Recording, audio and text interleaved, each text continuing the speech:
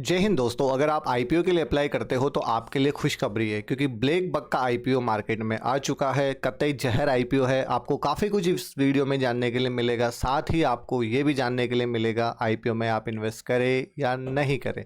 दोस्तों देखिए, आपका पैसा है तो सोच समझ के उसे कहीं ना कहीं इन्वेस्ट करना चाहिए। सबसे पहले अगर हम बात करें इस आईपीओ के बारे में, तो आईपीओ की कंपनी डिटेल्स और आईपीओ की कंप्लीट डिटेल्स आपको बेहद ज़रूरी है यहाँ पे जाना। साथ ही इसके फाइनेंशियल्स, उसके बिहाफ के ऊपर ही आपको पता चलेगा कि आईपीओ का फ्यूचर क्या रहने वाला है। साथ ही हम इसके पीयर कंपैरिजन में जानेंगे, जिससे हमें पता चलेगा कि बाकी की जो इसके पीयर में कंपनियां हैं उनके हिसाब से इसकी वैल्यूएशन महंगी है या फिर सस्ती है। साथ ही इसके पॉजिटिव एंड नेगेटिव्स भी जानेंगे। लेटेस्ट जीएमपी इसके क्या चल रही है वो है भी हम यहाँ पे जानेंगे। तो दोस्तों शुरुआत करते हैं इस वीडियो की। तो सबसे पहले अगर हम बात करें ब्लैक बक के बारे में, देखिए इसको जिंका लॉजिस्टिक के बारे में भी आप जानते हो। दोनों का मतलब यहाँ पे एक ही है। ब्लैक बक क्या है? ब्लैक बक एक ऐप है, ठीक है। अब इस ऐप के जरिए इसको हम भी यूज कर सकते हैं। मान के चलिए मुझे मिनी पिकअप चाहिए, मुझे ट्रक चाहिए, मुझे ट्रेलर चाहिए, मुझे डंपर चाहिए, मुझे बल्कर चाहिए, ठीक है, मुझे कंटेनर चाहिए, कुछ भी अगर मुझे चाहिए तो मैं इस ऐप के जरिए यहाँ पे ट्रैक कर सकता हूँ कि मुझे कहाँ से कहाँ तक जाना है। फिर उसके हिसाब से आपके पास में बहुत सारी ट्रकों के नंबर आ जाएंगे। आप उनसे डायरेक्ट बात कर सकते हैं और जो प्राइस है उसे भी निगोशिएट आप करके अपना जो लोड है वो यहाँ पे बुक कर सकते हो। सिंपल। ये तो हो गई हम यूजर्स के लिए बात। अब आती है ब्लैक बक को, जो है इसको जो ट्रक ऑपरेटर है वो भी इसको काम में ले सकते हैं। इसको जो जो ट्रकों के मालिक है वो भी इसको काम में ले सकते हैं। वो देख सकते हैं कि अपना जो ट्रक है फिलहाल कहाँ पे है, वो किस दिशा में जा रहा है, ठीक है।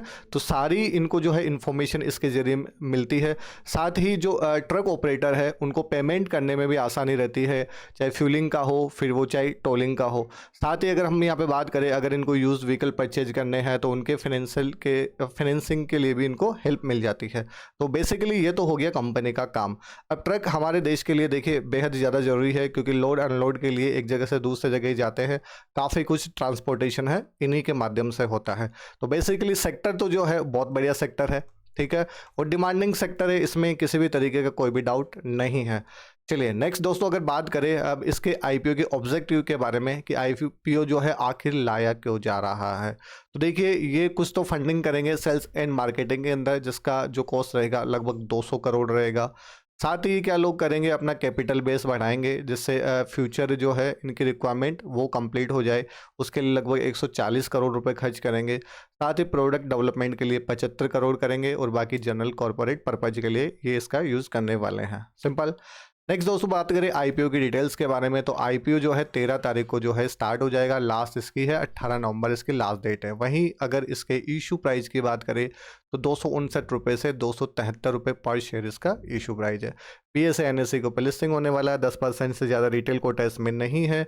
वहीं आईपीओ की साइज़ यहाँ पे अच्छी देखने के लिए मिल रही है। लगभग 1115 करोड़ का ये आईपीओ है, जिसमें ऑफर फॉर सेल रहेगा 564 करोड़। मतलब इसके जो एग्जिस्टिंग होल्डर है वो यहाँ से कंपनी को आपके हवाले करके यहाँ पे निकल लेंगे। चलो टाटा बाय बाय। साथ ही फ्रेश इशू यहाँ पे आने वाला है 550 करोड़ का। इसी को कंपनी अपने बिजनेस में आगे यूज़ में लेने वाली है। अगर हम इसकी बात करें फेस वैल्यू की, तो यहाँ पे 1 रुपये पर शेयर यहाँ पे फेस वैल्यू रखी गई है। और अगर डिस्काउंट की बात की जाए तो एम्प्लॉय को यहाँ पे डिस्काउंट दिया गया है 25 रुपये पर शेयर। वहीं प्रोमोटर होल्डिंग की अगर अभी फिलहाल बात करें तो 32.91% है, जो कि बाद में आईपीओ के बाद में लिस्टिंग के बाद में घट के कितनी हो जाएगी 27.84, जो कि एक नेगेटिव पॉइंट है। क्लियर। नेक्स्ट दोस्तों, अगर हम बात करें फाइनेंशियल्स के बारे में, तो कंपनी का फाइनेंशियल्स हम बात करेंगे 2022 से 2024 तक। असेट्स में आप देखो यहाँ पे कमी आई है। क्या ये कमी यहाँ पे थोड़ा स्टेबल रहा है, फिर यहाँ पे कमी आई है, एक नेगेटिव पॉइंट है असेट में कमी होना। रेवेन्यू की अगर बात करें तो रेवेन्यू यहाँ पे बड़ा है, बहुत अच्छी बात है। रेवेन्यू में यहाँ पे बढ़ोतरी हुई है, तो ठीक है, कहीं ना कहीं पॉजिटिव पॉइंट है। अगर प्रॉफिट आफ्टर टैक्स की दोस्तों अगर बात करें तो देखिए प्रॉफिट आफ्टर टैक्स यहाँ पे कम हुआ है, ठीक है, यहाँ पे बढ़ा है, थोड़ा सा हल्का पॉजिटिव पॉइंट। लेकिन और अगर हम फिलहाल की बात करें इस क्वार्टर में, तो इस क्वार्टर में बढ़ के निकल के आया है। तो उतार चढ़ाव देखने के लिए मिल रहा है। उतार चढ़ाव देखने के लिए जब मिलता है तो वो नेगेटिव पॉइंट मेरी ओर से होता है, ठीक है। नेटवर्थ की अगर कंपनी की बात की जाए तो 344.98 अभी नेटवर्थ है। वहीं रिजर्व्स एंड सरप्लस की अगर हम बात करें तो कंपनी के पास में 339 करोड़ का रिजर्व एंड सरप्लस है। और कंपनी के ऊपर उधारी कितनी है 161 करोड़ की। कंपनी को ऑलमोस्ट हम डेट फ्री यहाँ पे मान सकते हैं। क्लियर। नेक्स्ट दोस्तों, अगर हम बात करें इसके ये पी रेशियो के बारे में। तो पी की अगर बात करते हैं कि पीयर में इसकी कंपनी क्या है, सी इन्फोब system, Fleetcor technology, full truck alliance corporation limited, ठीक है, ये सारी इसके पीयर में कंपनियां हैं।